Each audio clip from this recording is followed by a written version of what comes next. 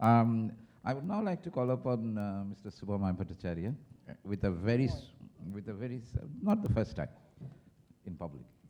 But the question that I would like to ask you is, since you have been in this field and beyond, that's why I'm asking you this question, that do you think that public policy is something that meets what the people want, or is public policy designed by experts to satisfy the people, even before they know what they want?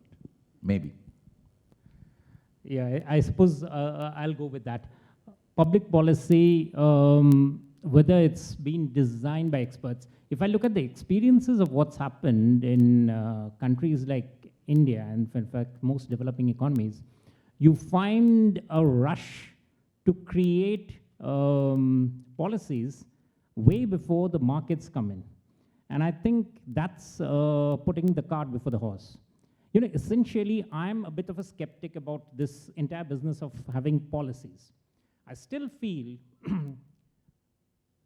300 years ago when Adam Smith wrote the book Wealth of Nations, the three things: enforcing contract, getting the law and order right, and ensuring that the borders of the country are policed well. A state must show its ability to do these three things before it says that I can be promoted to the next class to do something more, which is building up an education system or building up a health system. Enforcing contract is not something very arcane, it's something which is very basic. Yesterday, the NCRB data came out about the huge number of crimes. What does it show?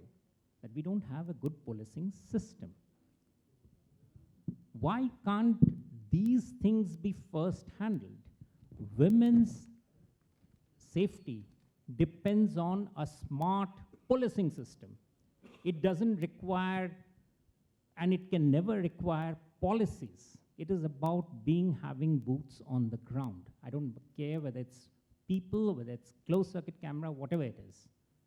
These are some of the very basic things.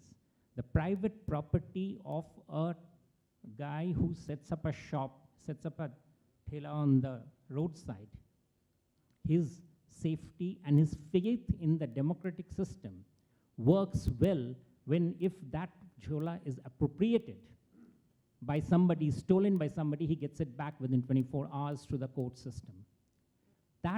These are the basic building blocks of a democracy.